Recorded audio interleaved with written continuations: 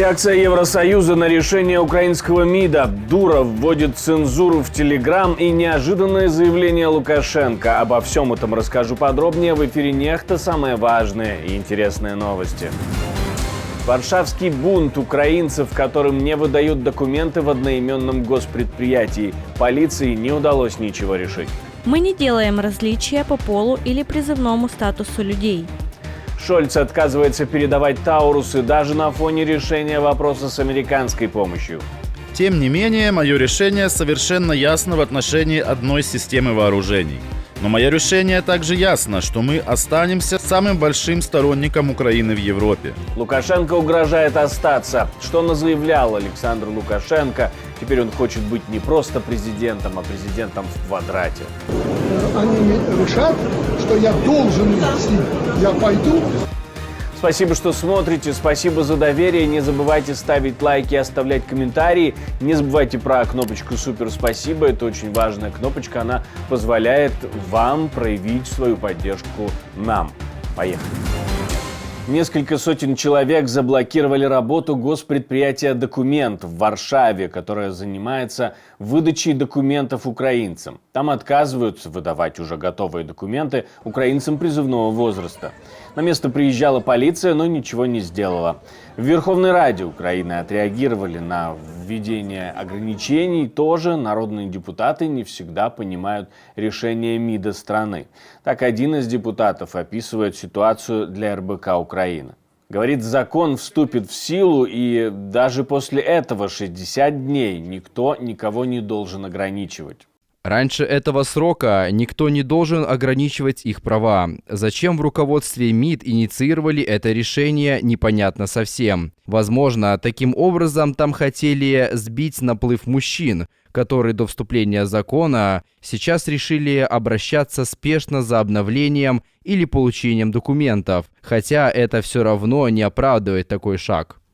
Но даже несмотря на непонимание, в Верховной Раде не спешат вызывать представителя МИД для объяснения ситуации.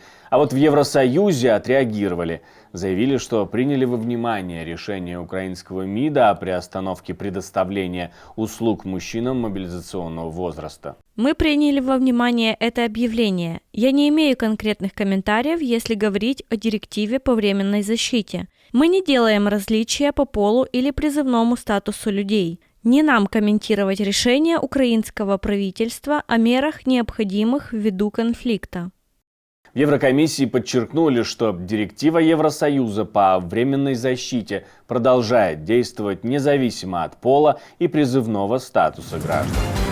Президент США подписал законы, за которые так быстро проголосовал Сенат, и в которых речь идет о выделении помощи Украине, Израилю и Тайваню.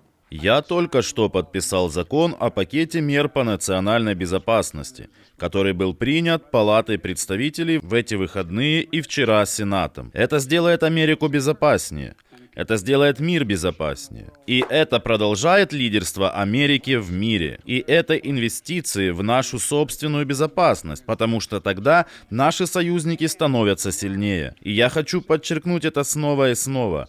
Когда наши союзники сильнее, мы сильнее. Я гарантирую, что поставки начнутся немедленно, в ближайшие несколько часов. Буквально через несколько часов мы начнем отправлять в Украину оборудование для ПВО, боеприпасы для артиллерии, для ракетных систем и бронетехники. Вы знаете, этот пакет – это буквально инвестиция не только в вашу безопасность Украины, но и в безопасность Европы, в нашу собственную безопасность. Мы отправляем в Украину технику из собственных запасов. Затем мы заменим эти запасы новой продукцией, производимой американскими компаниями здесь, в Америке. Ракеты «Патриот» производства Аризоны, «Джавелины» производства Алабамы, артиллерийские снаряды производства Огайо, Пенсильвании и Техаса. Другими словами, мы помогаем Украине, в то же время инвестируя в нашу собственную промышленную базу. Но если в США виден прогресс, то канцлер Германии при всей своей поддержке всеми руками «за» все еще против передачи Украине ракет «Таурус». Говорит, даже несмотря на решение США о предоставлении помощи, Германия не находится в состоянии войны с Россией. Тем не менее, мое решение совершенно ясно в отношении одной системы вооружений. Но мое решение также ясно, что мы останемся самым большим сторонником Украины в Европе, что мы останемся двумя странами вместе с Великобританией, которые делают больше всего и именно то, что важно для обороны. Я уже говорил о 3 батареях Patriot, и это то, что необходимо немедленно.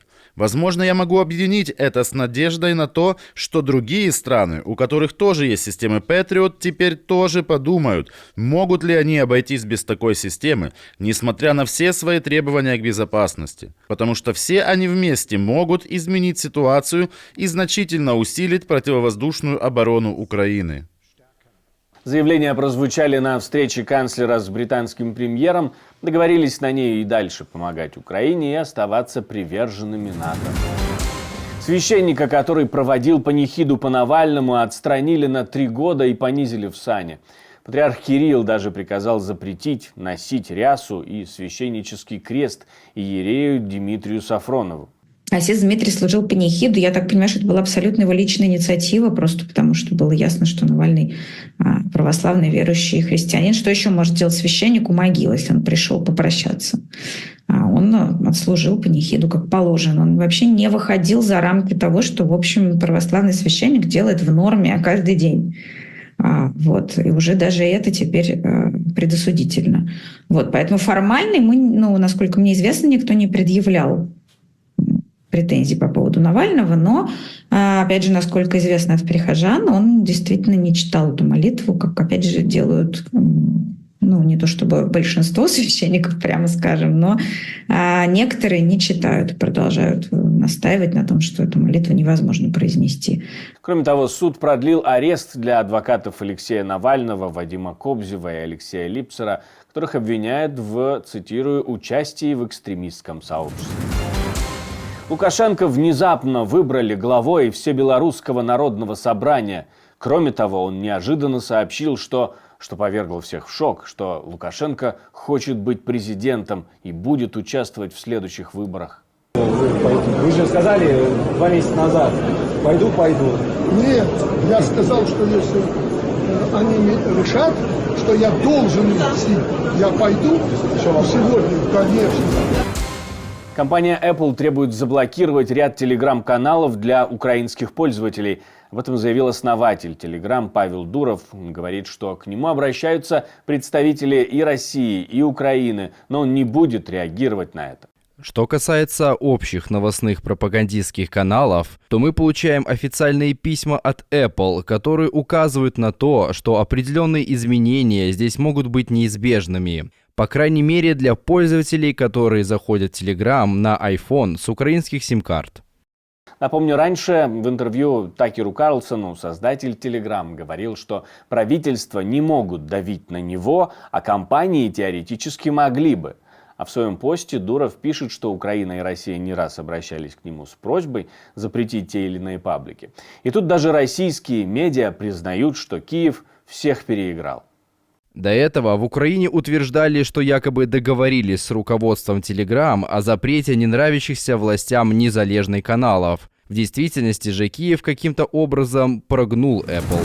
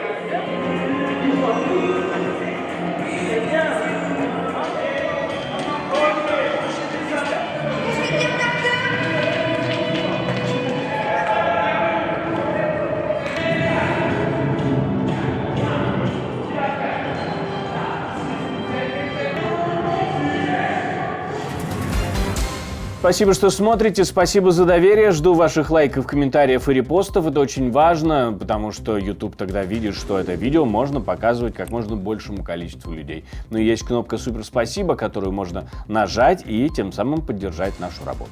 На этом у меня все, до встречи и хороших вам новостей.